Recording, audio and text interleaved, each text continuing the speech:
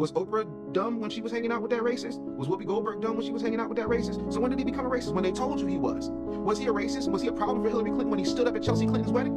When he was golfing with Bill Clinton for years?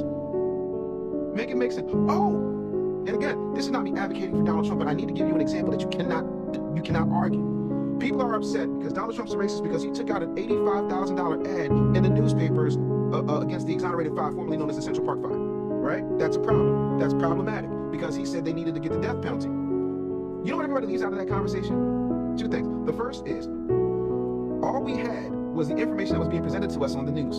And at the time, all that information said that we got them. We got these kids. They ain't say nothing about rounding them up or how they rounded them up or this, that, and the third. They sat up there and they present. Go look at Forget Me. Go look at Ava DuVernay's Netflix movie. Go look at all the documentaries made about these guys. Now, here's the gag. At the time when Donald Trump did that, he was a registered Democrat.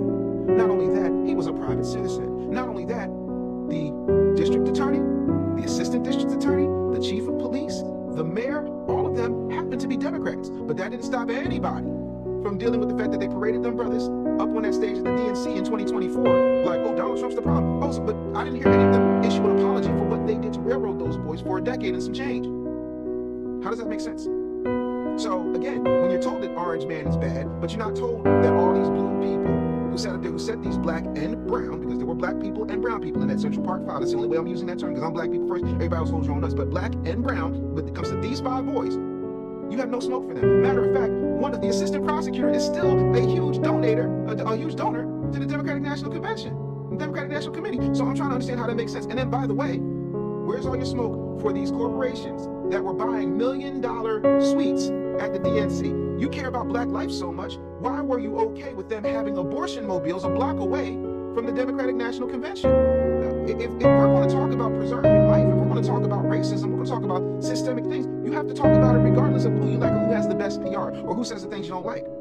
That's my issue. Y'all know for a fact Joe Biden was a racist. Always been a racist. And the only reason he was vice president under Obama is because they wanted to balance the ticket. So if you put a Negro in there, let's make sure we put somebody who was mentored by Strom Thurmond, who eulogized Robert Byrd, who was an exalted Cyclops in the Klan. Oh, you mean the guy who said that Barack Obama was a, what was the word? Oh, the first mainstream, clean, articulate black person? Excuse me? That was okay? Oh, you can't get a Dunkin' Donut unless you got a little Indian in you. He said that.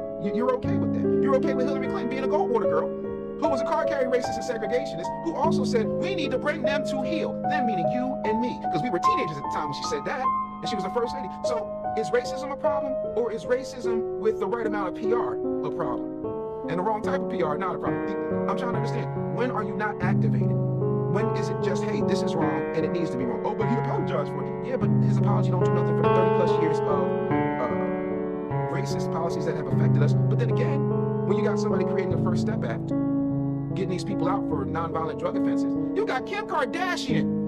And I can't stand Kim Kardashian neither. You got her advocating for more black people than I see black people are advocating for black people. Not making a bunch of noise on the Senate floor. Not pontificating on somebody's podcast. Literally taking their time, money, energy, and efforts and putting it out there. So I'm trying to understand, when is it enough that we hold everybody accountable, not the people they just tell you to like? When do you do that example? Oh, you won't, because then we go back to great power and great culpability. Because again, you only want to be responsible for the things that make you happy.